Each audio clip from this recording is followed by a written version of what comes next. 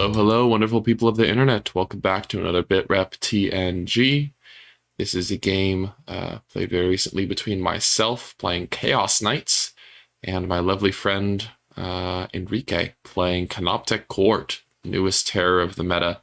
Very scary archetype with a lot of cool tools, tough, durable units. It's going to be a very interesting game. This is something that we were both eager to explore. A little bit right after the Codex came out, since Enrique is a Chaos Knights player, and I've always been excited about very unique Necron builds. And, you know, while I feel like a lot of people are playing this, it's definitely a completely new style to 10th edition. These kind of elite bricks and these couple of shooting units. It's just really cool to see. So eager to bring this game for you guys. It's a fun one, and it's going to be exciting. We're playing on table quarters here. This is on Scorched Earth. So Scorched Earth, Chilling Reign, Search and Destroy. We've got Chaos Knights in the lower left. It's a pretty simple list. I do want to try out this new Rampager that I've been thinking about. Painted her up recently, and God, she's looking so beautiful. Absolutely love this model. And got some War Dogs as well that I recently rebased, realizing that the snow bases look kind of bright and obnoxious on this recording. But you know, it be how it is. And I'm excited that my Chaos Knights are looking good. I had them kind of look crappy for a while, so I'm glad they have evolved past their 3-color minimum stage and to a point where I'm just really starting to feel good about where they are. So I've got the Rampager in this game. I've been put onto the Lord of Dread enhancement tech by my good friend Noah Badome, who ran this enhancement on his Rampager when he played at the Warhammer World Championships in Atlanta last month, or recording this at the end of December, but in November. It's a really cool enhancement that picks an enemy unit at the start of the fight phase and makes them take a battle shock test. This can provide a lot of big flips because obviously it sets their OC to 0. It's in the fight phase, so you become eligible to get a 5 of Feel No Pain against that target, and on a 22 wound Big Knight, that can provide a lot of value. And then obviously there's other things, like if you make someone battle shocked in the middle of their turn as opposed to when they could auto pass at the beginning, then all of a sudden you can use Dreadhounds and things like that on them. And in matchups like this, they can't use their defensive strats like Runaway or Lone Op. So pretty cool enhancement. So I've got the Rampager. She's badass and super cool. Run through walls for CP, all that good stuff. 5 Brigands with mortars, 4 Carnivores with mortars, Mr. Scribbles, Changeling, because I wanted to try him out, 2 squads of Nurglings. Pretty straightforward Chaos Knight stuff other than the Rampager. Enrique is also running a pretty straightforward Canoptek Court list. He's got a unit of Wraiths with Infiltrate. He's got 2 units of Wraiths. They're all joined by Technomancers. Surprise, surprise. He's got a Transcendent Catan. He's got the Nightbringer here in Strategic Reserves. 2 squads of Immortals with Plasmancers and Teleport Lords, and 3 Scarab Swarms.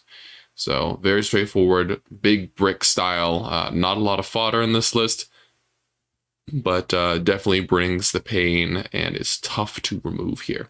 Enrique has gone with Bring It Down and Homer here, which I feel like is a pretty safe bet. Sometimes the Canoptek Court lists can lack some damage, which means that maybe killing all the Bring It Down targets will be tough. We wanted to kind of use this as a trial to see if it was viable for them to get that many Bring It Down. But between the pistols that the Wraiths have and the Transcendent Catan teleporting in the backfield, because his damage is pretty bad in the Chaos Knights, we figured that Homer would be pretty easy, and he'll at least get 10 to 12 points. 12 to 15 points on Bring It Down at an absolute minimum. So we'll see what that ends up here.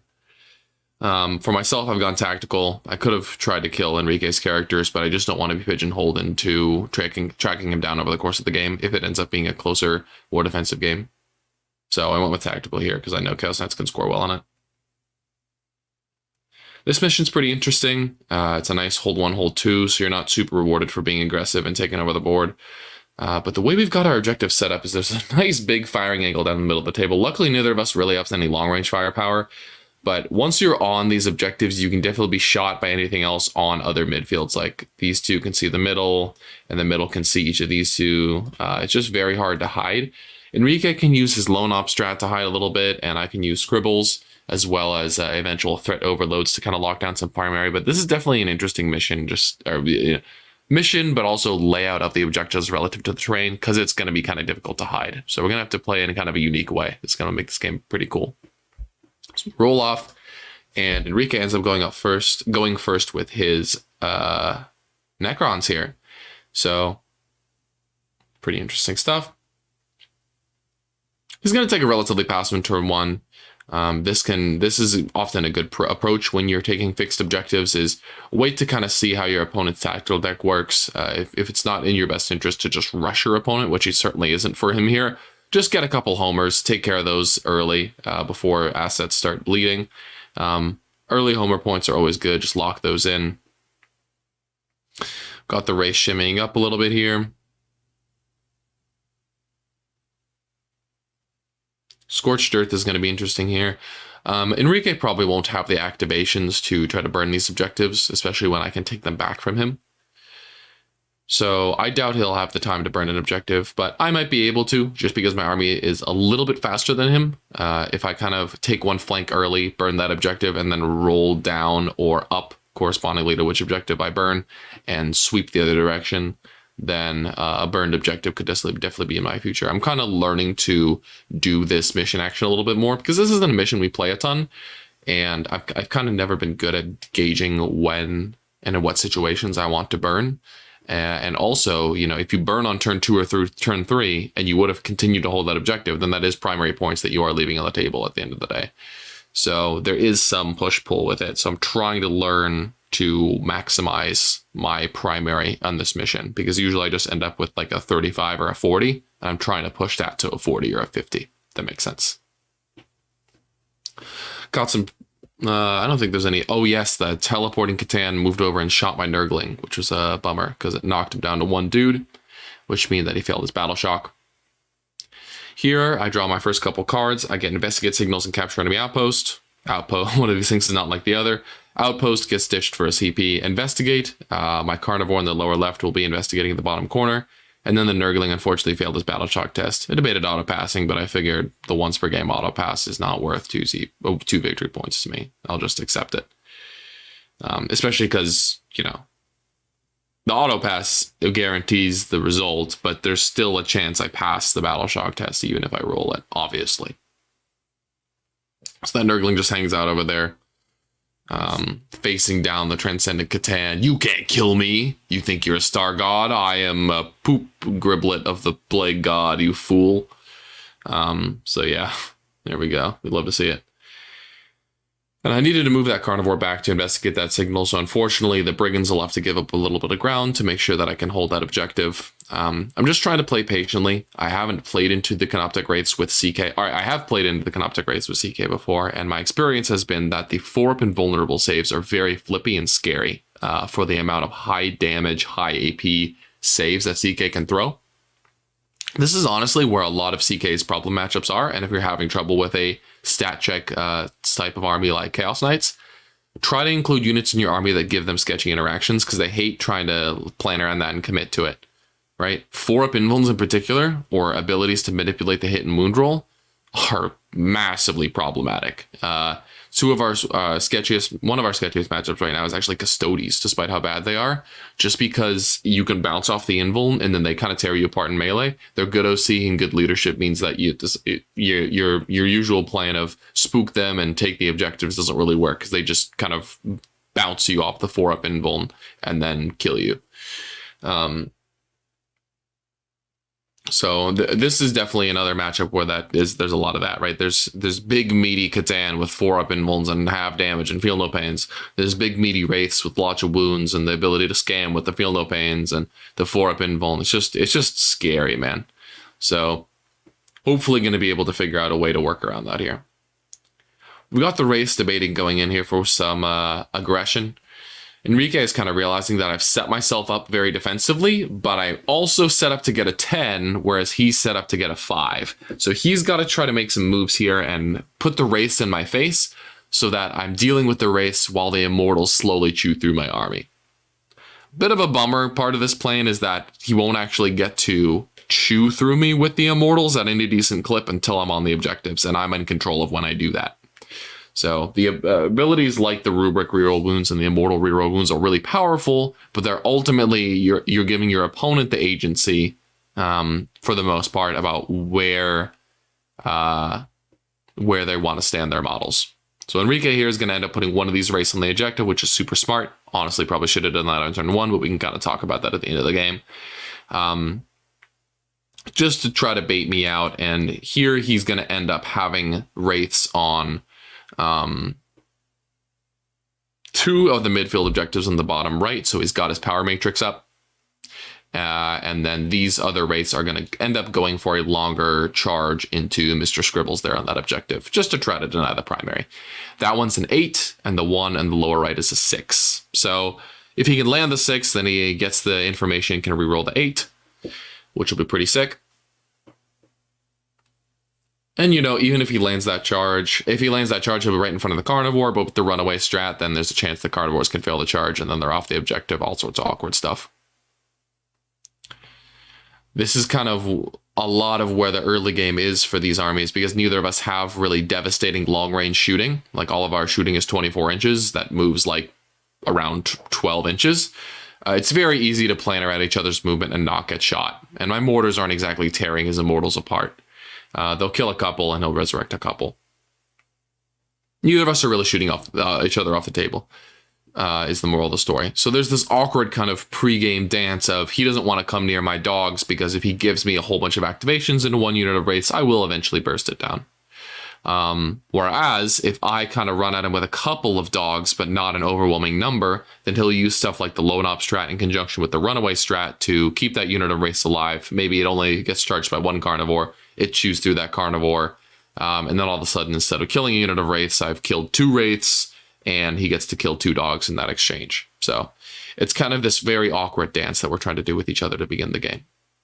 Catan's just going to hang out over there, shoot that Nurgling again, and the wraiths in the center of the board will deploy another Homer. So he's off to a good start in terms of secondaries. It's just going to be a matter of how well he can get, because he's basically gone 2 turns now with potentially no bring it down points, depending on how this wraith unit does in the bottom of the board here. So Necrons can be an army that lacks a little bit of damage, so it's going to be interesting to see if he can make the bring it down happen here. God, that Rampager looks so sick. Leaning forward, hunched over, charging in. God, I love the Rampager, dude. So cool. Definitely, in my opinion, not as good as extra dogs. Like, giving up 3 units in exchange for the Rampager here feels pretty bad, but still super cool.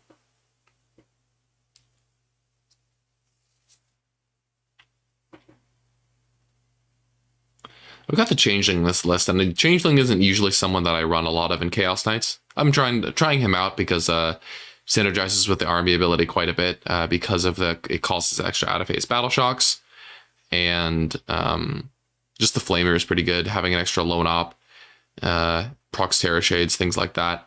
So I'm not hugely confident about including him because he's so expensive and moves so slowly. And so I'm just going to try him out for a couple of games and see if I can get some magic out of him.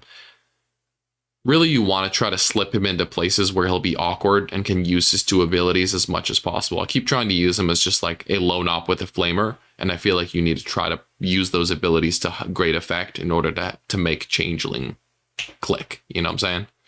So the wraiths go in. I end up ingressing my carnivore up here in the top left. The reason I did this is because I don't want this flank to collapse, right? It's fairly unlikely that he makes this 8-inch charge, especially if he has to reroll in the bottom right. But if he does, I don't want everything to go to hell up here. And if I only have 3 dogs to respond to a whole unit of wraiths, especially if they can use the defensive strats, that's pretty bad. So I end up putting another dog here because I feel like in the long run, 4 dogs will beat 6 wraiths pretty convincingly. These wraiths are terrible at damage. This is something that a lot of folks are realizing as a great counter to wraiths is they are bad at killing things, especially hulls. So those wraiths went in there, 4 of them fought and did 0 wounds to that carnivore. Yeah, that's pretty bad. Albeit the carnivore kind of whiffed back, and this is what I was saying, you know, getting through that 4-up invuln gateway is really challenging. But I am more than happy to just like sit there and, you know, now that he's in combat, he can't use the runaway strat, so I can kind of position my whole turn around that and then move that carnivore accordingly.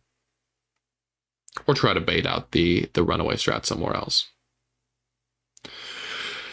So here, Feeling pretty confident about where I am. Scribbles took 4 damage from the Wraith shooting him, so he has to take a battle shock test. I end up auto-passing him because that top left objective, I want to score as many points as I can out of it and then get it out of the way as soon as possible so I can focus on the bottom half of the table. I'm strongest down here, right? I've got 3 knights here that can kind of move in any direction. And then I've got 3 knights and the Rampager down here that are really focused around these bottom 2 objectives, preferably this bottom right one. So I don't want to spend my time thinking about the top left objective. What I'm going to do is throw 2 carnivores at it. I'll throw this carnivore this way. I'll throw this carnivore this way. That'll hopefully keep the Wraiths at bay in conjunction with some backfield screening from the deep striking Nurglings that'll come in here. That'll hopefully keep the Nightbringer from ingressing on that objective and keep the Wraiths away from that objective, which will A, let the Scribble score 5 points on primary this turn, so I did get a 10 this turn. And then also B, allow him to burn that objective going into turn 3. So that'll get me my 1 midfield burn and then allow me to concentrate all of my damage into the bottom of the table here. So I think I did a good job this game of actually enacting that plan of let's try to use the Scorched Earth primary to my advantage and get some points here.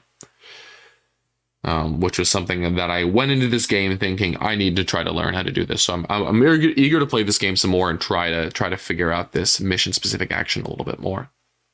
I'm very scared of these immortals, as you can see. I am very reluctant to put guys on objectives, especially this one and this one. Enrique is excellently positioned to set up to shoot them. He can shoot anywhere onto here with a movement of 11, and he can shoot anywhere onto here, obviously, because this thing is wide out in the open. So moving onto those objectives early would just allow me to cop free damage, which I feel like is bad. I'm gonna cop all that damage, and then I'm gonna get the guys behind that would ordinarily respond are gonna get tagged by the Wraith. So I'm losing stuff without being able to respond. That's a terrible formula. I need to be able to chew up these Wraith squads a little bit before I end up starting to hit his damage dealers. So I grab a 10.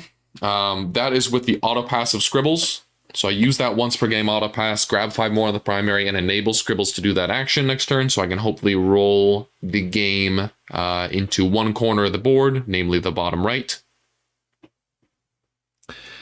And the secondaries I draw this turn are behind enemy lines and extend battle lines. So a lot of lining going on in this game. Extend is automatic.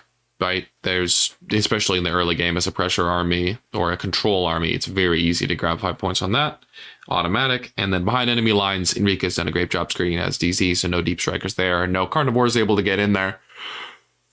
So we'll kind of be chilling with getting an extra CP out of that. And Chaos Knights love their CP. I certainly won't be complaining about that. These Wraiths end up running away.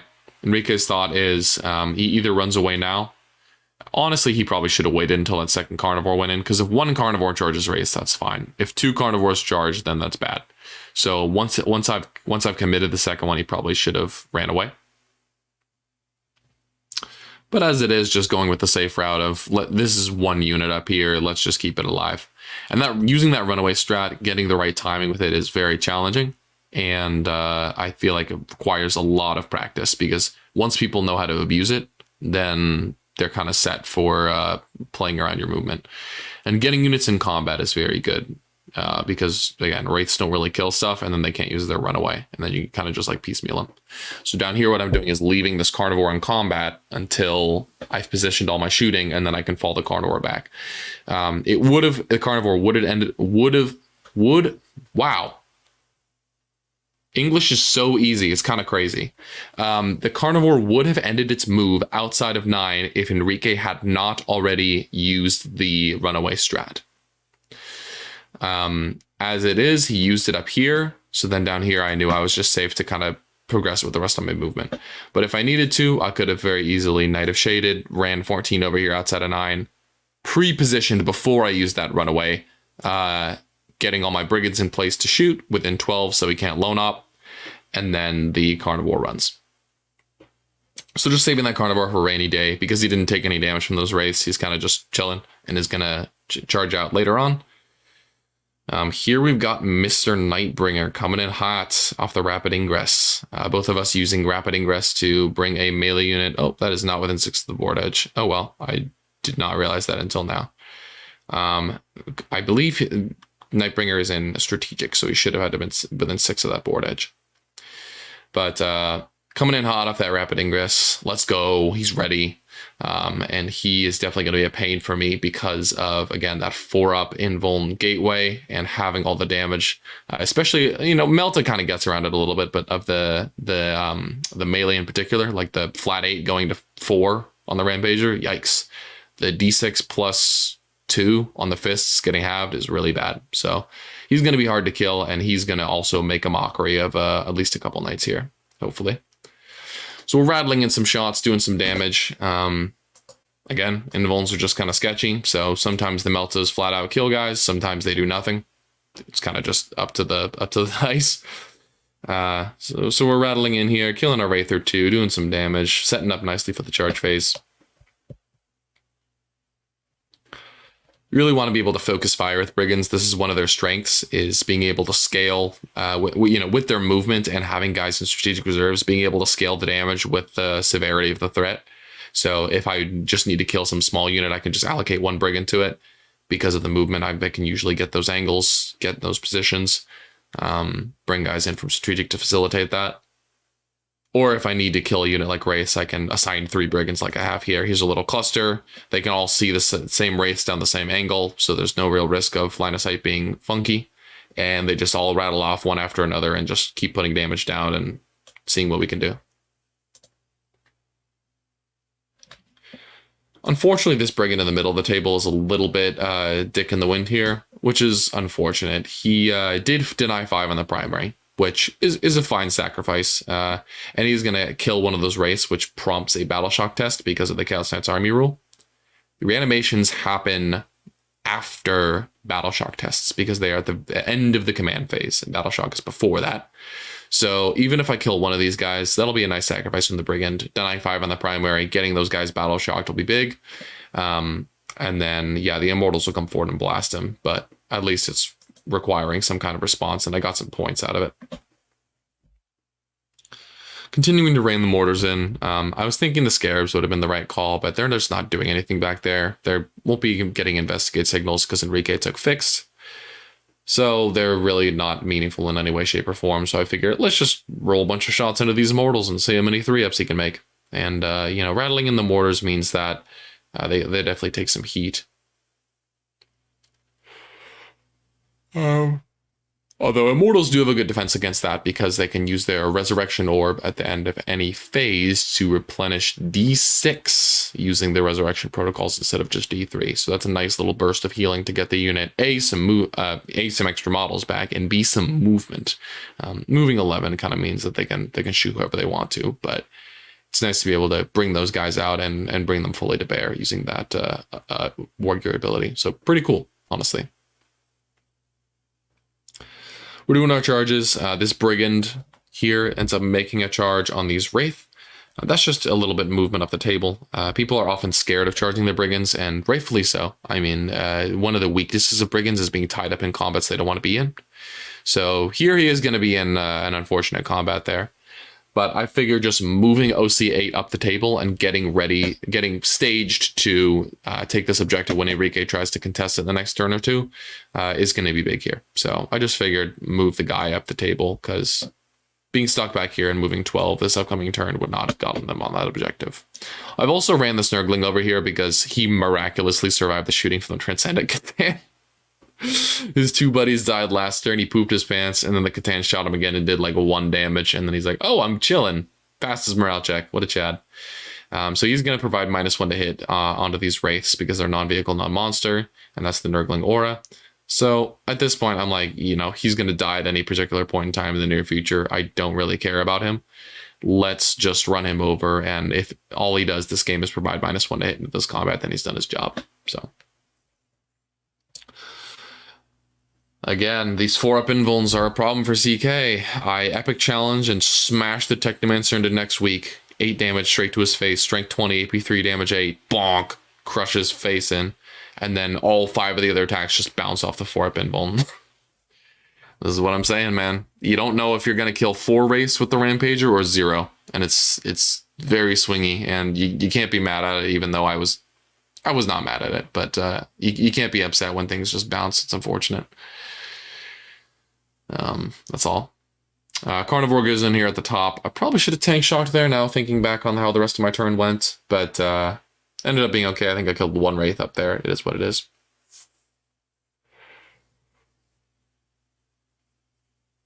The Wraiths aren't in their power matrix right now in the mid board.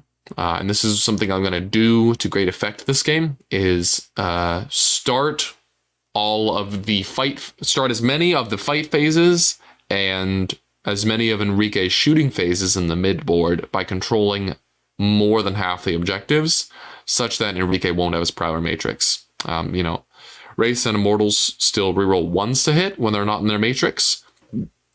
But the difference between that and full rerolls is huge, especially for a unit like Wraiths. And even if one or two times during the game that keeps a dog in combat with a unit of Wraiths, that's another whole turn that Enrique is going to have to spend there beating that dog down. Which is just really going to be money for me. Slowing down the pace of the Necron advance here. So we take some battle shot. We ended up killing 2 of the Wraiths in this bottom squad, which, considering how much I allocated to them, was a little bit offensive, but invulns be like that. And then up here we killed 1, and then the mid board we killed 1. So and we killed the Technomancer on the bottom squad, to be fair.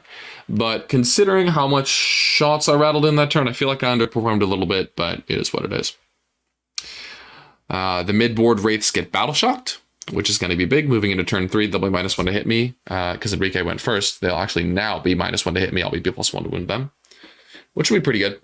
And this Wraith unit up here passes, and then these guys in the bottom auto pass. Couple reasons for that. A, Enrique realizes that primary is going to be an issue for him this game, and so if all his auto pass gets him is 1 CP, 5 extra points, that's pretty good. B, he's all going to end up following these guys back because the Nightbringer wants an easier charge rounding the corner of the building here.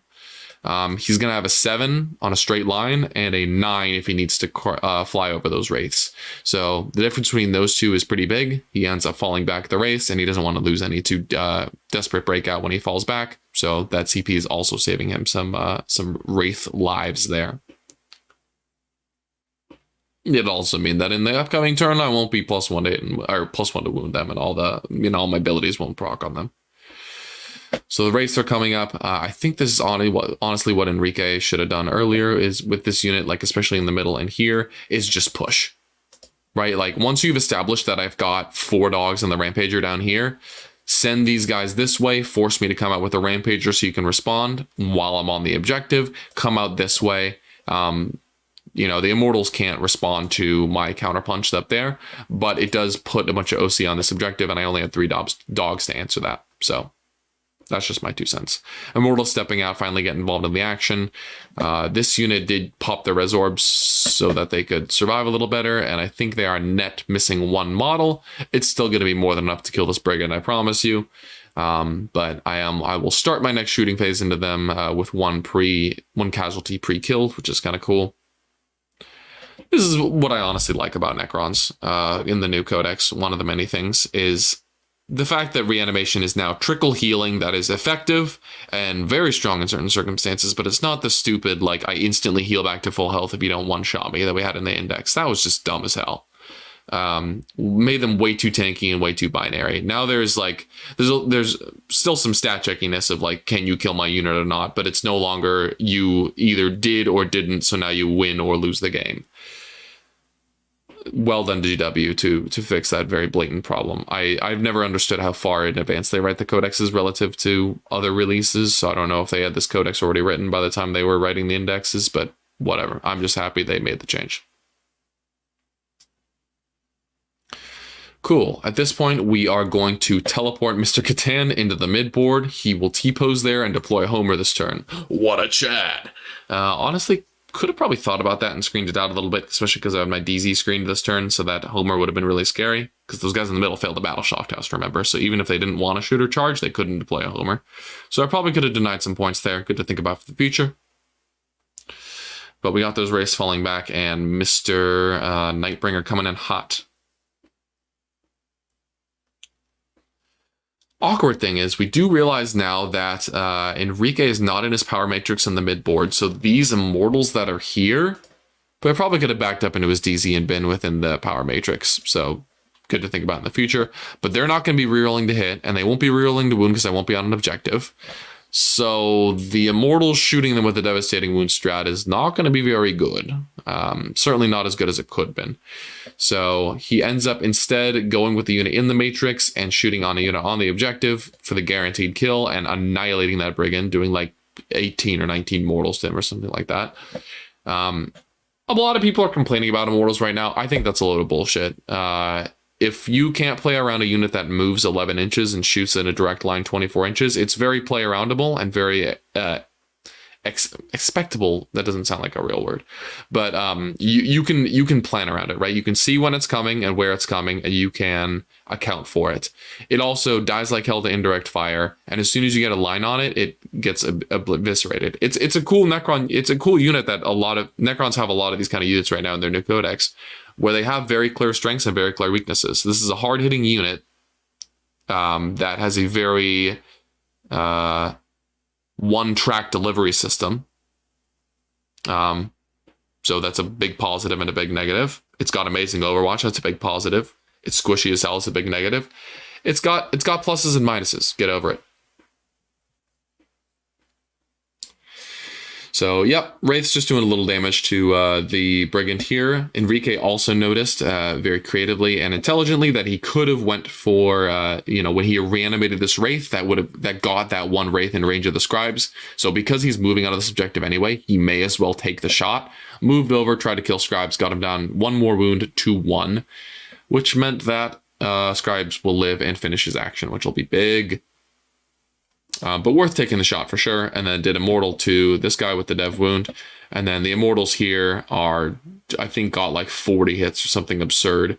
And here we are counting up all the devastating wounds they're doing to this poor Brigand. Rest in peace, my dog hat man. Goodbye. Absolutely gamed on. That was 12 mortals without the rerolls. There's another 5. So yeah, 17 mortals. Jesus Christ. It's hilarious. I love it.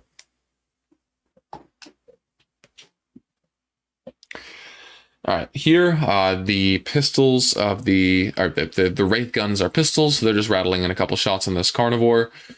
Again, the damage of these guys in melee is just pathetic. So I think he did like 2 damage to that Carnivore with the melee last turn. Just sad. But yeah, there we go. Nightbringer. Enrique didn't have a CP, so big risk play going for that 7-inch charge, but ends up working out for him. He gets in there, takes the Battle Shock test from Lord of Dread, passes on a 7 just barely, so close. Which unfortunately means he won't be -1 to hit, and I won't get 5 Feel No Pain. So I do the Feel No Pain anyway, because if it's the difference between me living and dying, then I want to use the strat. And it does end up saving me a couple wounds here. Not the number of wounds that would have resulted in my death, but worth going for regardless. I think I take 15 damage and go down to, or I take 13 damage and go down to 5. That sounds right. So, frankly, if Enrique failed that charge, it was going to be lights out. Because what was going to happen was this Rampager would have phased through to the wall. If you rolled a low advance, smacked on these Immortals. High advance, annihilated those Immortals. And then the rest of the dogs would have probably ignored Nightbringer, honestly. It just pivoted away from this objective. Well, I don't know what I would have done. There's a lot of what-ifs at that point. I could have also just lived in combat with Nightbringer forever.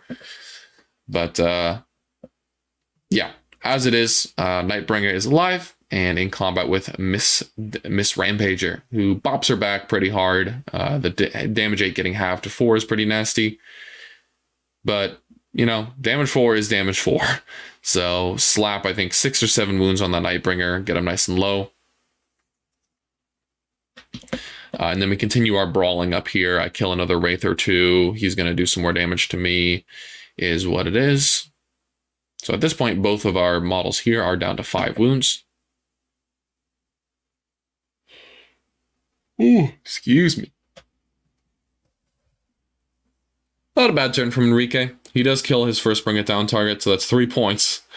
And then he gets another 3 on Homer. And at this point, he does have a lot of dudes on the mid-board objectives and is kind of threatening me pretty hard. So time for me to basically full commit at this point. I'm going to try to pick up at least one of these squads of Immortals. I don't know about pick up, but do enough damage that they're not shooting me at full efficiency next turn. Because my plan right now is to run, now that he's got the race with OC on the objectives, I am going to run my OC onto the objectives as well. And now that I'm committing to that plan, I'm going to kill as many of these Immortals as possible to make his clapback a lot worse. Because by this point, I've realized, oh, the Wraiths don't actually kill me. So here we go. We've got Mr. Carnivore running out. He's going to be charge insurance up against this Nightbringer. I think about putting, because I mean, the Meltas are amazing into the Nightbringer. I probably should have put more of the Meltas into him. No, maybe not. It's interesting. There's the very real risk reward of if I kill the Nightbringer in the shooting phase, then the Rampager gets to charge into the race and annihilate them now that they don't have a Technomancer. Well, I don't know about annihilate. Last turn he killed 0. But take those same swings again, you know what I'm saying? But on the other hand, I'm wounding the Wraiths a lot, or I'm wounding the Nightbringer a lot worse than the Wraiths. And the half damage is a little bit annoying, and I'm hitting them worse because these Nightbringers in combat, the Wraiths aren't. So there's a bunch of reasons to not shoot them with the Melta. And so I end up going with just Melta into Wraiths at this point to try to kill models. That ends up actually working out for me this game, so I think I probably made the right call. Carnivore tank shocking and rerolling wound can probably pick up a 5 wound Nightbringer, so decided to go with the safer option here, which is just deal damage to Enrique's army, rather than try to take the very coin flippy engagement against the Nightbringer. We've got Mr. Scribbles running in here shortly. As you can see in the upper left, I've burned that objective, which means I'll get a 5 this turn on primary, but I'll also have that guaranteed 5 at the end of the game from burning a mid-board objective. I think about running this guy through walls, but at this point, considering the number of CP I've spent last turn, I rotated the Big Knight against the Nightbringer's gun. I spent the Feel No Pain on the Nightbringer in combat. I did a whole bunch of stuff. So I'm running a little low in CP, and I don't want to spend a CP to run one dog through a wall. So that guy runs around. At this point, if he teleports his Catan into my backfield, I accept he'll get 3 points on Homer and 4 points on Homer instead of 3. There is a point in the game where you just should accept that your opponent can do some stuff. Something that I always encourage, especially against factions like Thousand Suns or let's extend Eldar because they're just bullshit. But there's a lot of armies that they'll GSE. They'll tell you a litany of things they can do. That doesn't mean they will do all of them. They don't have the resources to do all of them. Otherwise, those armies would be absolutely broken. So just because someone can do something doesn't mean you should assume they will. Or maybe they will, and you just accept that it happens. Here, I'm going to accept that Enrique will get 4s on Homer for the rest of the game. That's totally fine with me. I don't give a shit. So we got some Meltas rattling in. Killing a couple of these Wraiths, and at this point we're shooting back at those Immortals on the same line of sight that they shot me. So that's going to be nice. The chain cannons, even at AP1, will just put enough wounds on those Immortals that I'll start killing models. And they've already used their Resorb, so even if they get D3 models back, not the end of the world to me.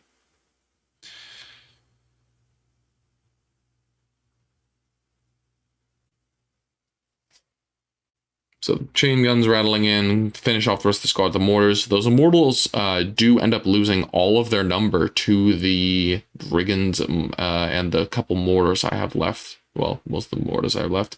But they end up losing most of their number to that. I think I actually just barely polish off the squad. Maybe do a wound to the character, something like that. So that's pretty good. Killing a whole squad of those at this point is good money, because I feel like I've kind of got the Wraiths bogged down. They're taking forever to crack through me, and their OC isn't enough to beat my dog's OC. So I'm kind of just happy if I slowly munch through these dudes. If I just killed one of his damage dealers, so I'm kind of chilling. And as long as this Carnivore doesn't whiff on Mr. Nightbringer, then that should be good to go for me. Taking this game home in terms of damage. This turn, I draw some decent objectives. I think I draw No Man's Land. No, this was the whiff of a turn in terms of objectives. I draw Defend Stronghold and Teleport Homer. Could have deployed with that Brigand. I figured let's just go for a crippling damage this turn instead. I discard Homer in favor of CP. Like I said, I'm kind of running light on CP. And Enrique won't have the units to get onto my home field, so I'll end up picking up 3 on Defend Stronghold. So it's a 3-point turn on secondary. It's definitely not great, but I'm hoping that in the last couple turns I can pick it up here, get some bigger scores, maybe some 10s, some 8s, that kind of thing, instead of the 2s and 3s that I've been getting, and close out decently on secondaries while I'm continuing to kind of hammer home the primary advantage here. Looking back on this game and thinking about this from a team's perspective, because I always love thinking about this in terms of teams, I've noticed this about myself, is that I don't like pushing for big wins. I'm a control player at the end of the day, so I love kind of locking my opponent out and winning by, ideally my favorite wins are like by 15 to 20 points, right? So if my opponent, if all I can do is guarantee my opponent doesn't have plays to get back into the game and take the least risky play possible, I'm going to go with that. So thinking about how to apply that, in my time at Team USA, it can be challenging because unless I'm playing an army that wants to have close games like that, there's going to be times I'm going to be playing from behind and there's going to be times I'm going to be playing from ahead. And I want to, if I'm in the latter case and I'm trying to push for a big differential, going for those safe plays where I just try to lock my opponent out can result in my team losing the round. So no reason to change my behaviors or playstyle drastically. It's just something to think about for the future of this is something I can improve on and think about for my Warhammer games in the future is how do I increase my differentials? How do I shut my opponents out harder? And this is definitely something that I could have done this game because we're running up toward the end of the game here. And as you can kind of tell, the Chaos sets are starting to dominate the board.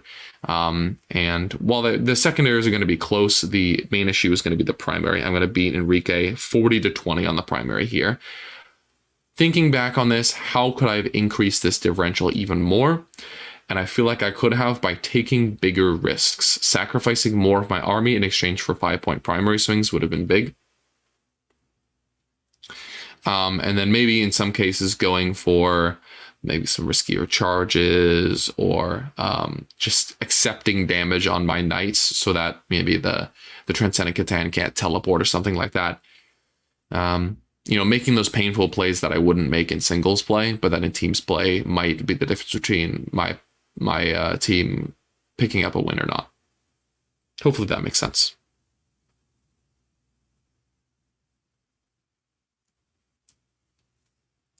For instance, one thing I could have done this turn, instead of shoot and kill a couple of immortals, just accept that those mortals are going to shoot me next turn. They'll be a depleted squad, so they probably won't use the Dev Wound strat. And then one of those brigands in the mid board deploys a Homer. That's plus 3 points. That would have been a differential point in this game.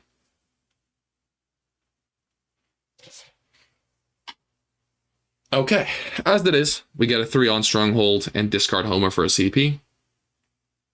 And we have put Enrique down to a 5 here, going into turn 4, top of 4. So it's not looking great for him. He will hopefully be able to pick up some Bring It Down here, though, because I have delivered a lot of dogs right into his face. This top of the board fight here is going to conclude with him eventually winning. He is going to kill that Carnivore for 3 more Bring It Downs. And then he will also kill... What does he kill? He kills the Big Knight because she's on 5. Take her out with the Dev Wounds. Did he kill another Baby Knight?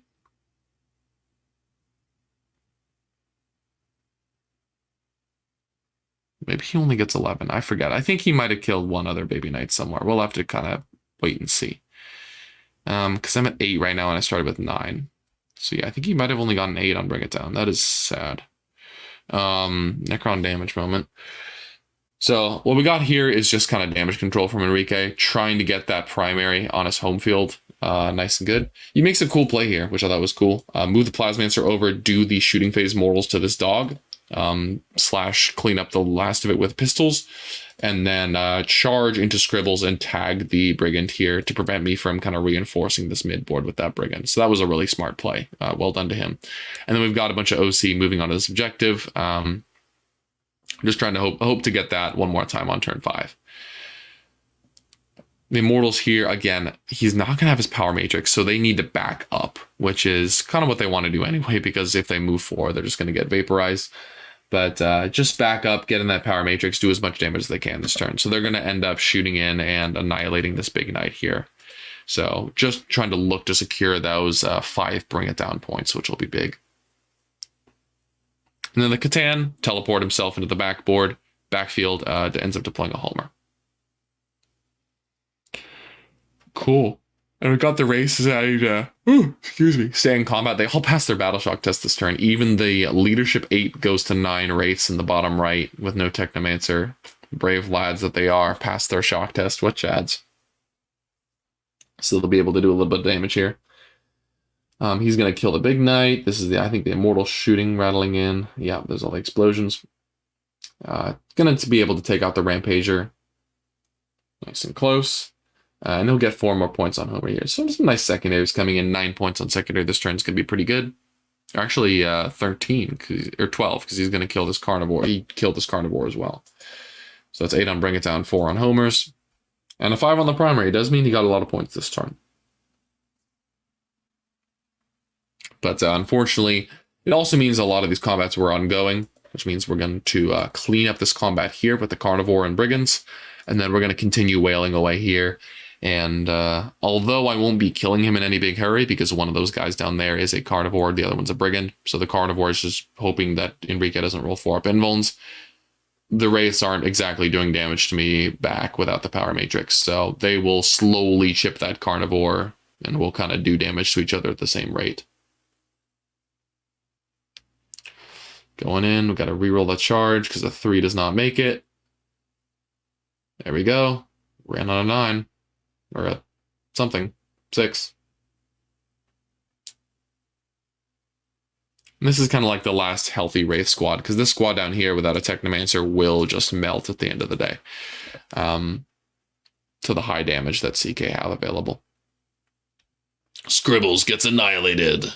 Mr. Scribs. And the Brigand is tagged. One of the best ways to shut down Brigands. Tag them.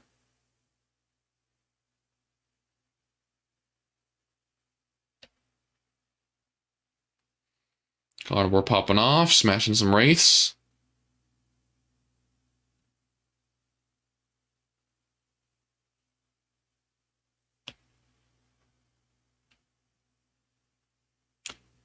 It's definitely an interesting matchup. Honestly, all things considered, I would say this is pretty even, maybe slightly in CK's favor.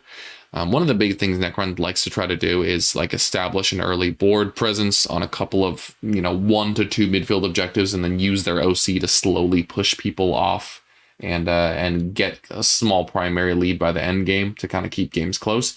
CK can really counter that, right? Because we have so much OC, we can just kind of beat them on the objectives. And if they don't bring enough Immortals, / if they're in the wrong place, or if the terrain and objective layouts are such that the Immortals don't have good shots on those objectives, then all of a sudden the damage is really lacking from Necrons, and then CK can super bully them. So overall, I think this is a fairly even matchup. I want to play it a bunch more to really get a good sense, because like I said, the invulns are just so flippy that really anything could happen, and I want a lot of data before I come to any kind of conclusion.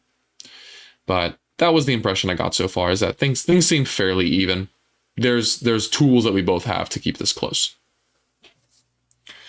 I'm going to pick up a 10 here, obviously. I'm on all 3 of the bottom half objectives and the middle, or the 2 objectives in the bottom of the table as well as the middle. And here I draw Secure No Man's Land and Assassination. So here's where hopefully I can start building up and recovering a little bit of the secondary deficit that I fell into in the early game.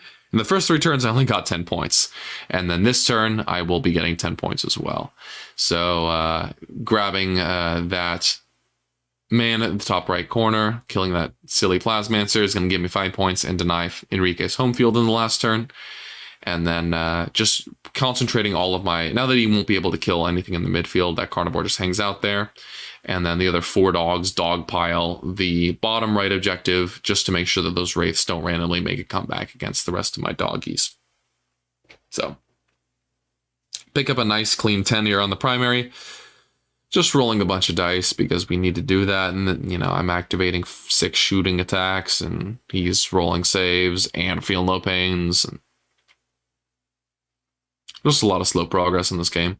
I do end up nominating those Immortals because they're kind of out in the open for my 6 explode strat with the Brigands and various mortars that I have left, and just buzzsaw through them. Again, this unit is not hard to kill once you have it out in the open. They kind of just go away. They're dead to rights. So, Melt is rattling in, and save. Double 6, baby. So the Lord is alive.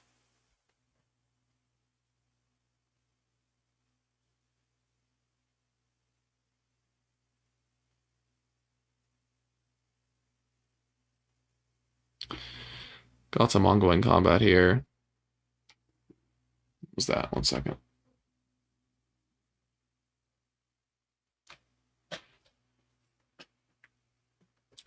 Ongoing combat here between, in the lower right, between Carnivore, Brigand, and those remaining Wraiths.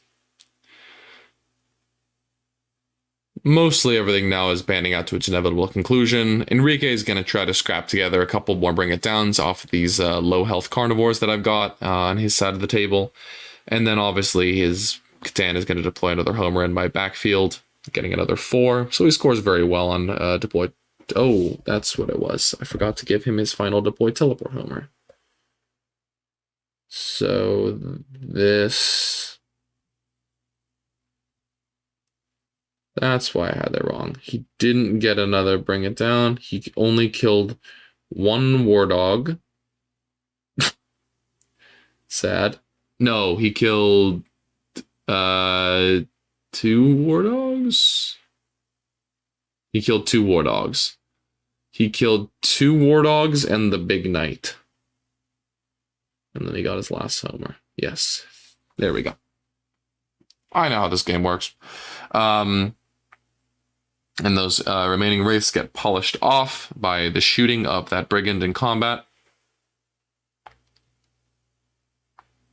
Moving into turn 5 here, just kind of wrapping the last couple things up. Again, he's going to try to get as many kills as he can. I think he probably should have. I mean, this carnivore is at 3 wounds at this point. Going for him is so much better than dogpiling everything here, right? Like, he has more unit. Oh my god, the camera. He has more units that can activate here, but activating with 4 units into a 12 wound dog is worse than activating 2 units into a 3 wound dog. So if your only plan is kill carnivore for bring it down, then going for this guy in the bottom right is way better. So a bit of a mistake there, unfortunately. Catan tries to advance onto this objective. Unfortunately, a little bit meaningless because I'm going to have 10 on the primary at the end of the game.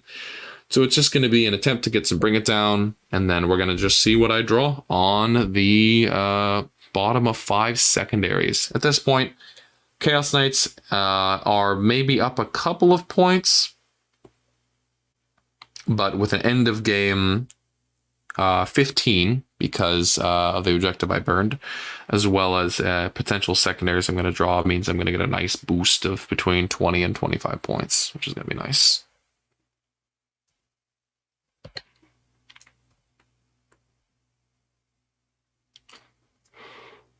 So we've got the Scarab Scourge again. They've got a funny ability where they blow up especially well on vehicles, so they're going to run in there and make a couple scratches. They're Canoptics, so they have funny reroll hits, fish for lethals, and then one of them's going to blow himself up. And with the Lords, they'll do some damage to that Carnivore, but will not kill him because he's on 12 wounds right now. So Carnivore's going to be chilling. Again, like I said, probably better to go for the more guaranteed play, which is Lord walks this way, shoot and charge. Plasmancer walks this way, shoot and charge. That is the greatest probability of killing a knight at this point, which is what you want to do. So at this point, I'm going to fast forward us a little bit. Since I don't even move the models, we just kind of talk out the last turn. I end up drawing no prisoners and engage. with all of these characters out in the open, again, there's not much they could do other than run into this corner to try to deny secondaries, and that's not getting Bring It Down. I am able to kill these characters slash the final scarab for 5 points of no prisoners. And I get a nice solid 5 on engage on all fronts. I've got Nurglings up here, Changeling down here, Dogs over here, and then one of these dogs up here will not be battle shocked by the end of the turn, I promise. So nice solid 10 at the end of the game for secondary for myself, which brings us to Enrique's 20 on primary to my 40. And Enrique had a 28 on secondaries. That's 11 Bring It Down and 17 homers to my 30. So a pretty even secondary game, but just a nice solid Chaos Knight primary advantage, which I probably could have played into a little bit more. So good game to Enrique. It was a solid one. I really want to play this a couple more times now that we both kind of have the gist. I think we both made mistakes in the early game. I think both of us could have been more aggressive. We were both a little bit too timid of each other's damage. I wasn't quite appreciating, from my perspective, I wasn't quite appreciating how little damage the Immortals would do when I wasn't on objectives. So it would have been fine for me to run my army out into the open, provided I wasn't standing on objectives with anything that wasn't a lone operative. This would have given me a lot more board control, and I think my timidity here kind of cost me a little bit of primary in the early game. So good thing to know for the future. From Enrique's perspective, same thing. What really matters here is that his wraiths make their way onto the objectives and take up the space on those objectives before I get there. And he had a perfect opportunity to do that on turn 1 going first, and he basically stood still. He could have even moved that one wraith out into this middle. Let's back up to this pertinent part. So here's what it looks like going into the bottom of 1, right? Going into my turn on turn 1. This wraith should have just been on this objective. Why is he not on this objective? There's basically no reason not to. If I walk up to charge him, you run away. If I walk out to shoot him, you lone operative. If I walk out onto the objective to outnumber him, great. You get to pick up a dog for free with the Immortals. You either go for I slowly bait the Chaos Knights out and remove Knights one at a time so that I get some free trickle Bring It Down in the early game, because he didn't even score. He didn't do damage to a Knight until turn 3. Like, that's bad. If you're a low damage Codex and you take Bring It Down, that's a bad place to be. So you want to try to either slowly bait the Chaos Knights out or get them out early so you're activating into them a lot and you can get more and more of your Bring It Down scored. So personally, what I would have done, especially going first and seeing how weak this flank was, I had a Carnivore and 2 Brigands up here. These wraiths should have gone boom onto that objective. They just should have. These wraiths could have made their way onto this objective. This squad I like as a reserve to be able to move this way. You could have run them onto this objective, but maybe not fighting everywhere at once is the right call. But just some kind of early aggression to try to get some more primary yourself as the Necrons, and also just to get the Chaos Knights moving so you can pick up Bring It Down points. Seeing how this went, I do think that fixed is the call. Bring It Down and Homer is just so good into CK. But that being said, you do need to actually think about it. Unlike most people that just get a 35 on that for free, you do actually need to think about it. Because otherwise you're going to end up not doing any damage until turn 3 like happened in this game, and then you're going to get an 11 on Bring It Down and be sad. So, good game to Enrique. I'm excited to play this again in the future. Hope you guys enjoyed this game. If you have any questions, comments, thoughts about Necrons or Chaos Knights, they're both two super cool armies, so go ahead and leave us a comment. Tell us what you thought. If you enjoyed the bat rep, tell us that as well. If you have any tips, tricks, what the hell? Comments, criticism, that kind of thing, also leave that as well, because we're always looking to improve. Thanks for tuning in, guys and gals. Love you all. Hope you guys are having a great new year, and happy Warhammer in 2024. It's going to be a great year. Excited for lots of new content with y'all, and talk to y'all later. Peace.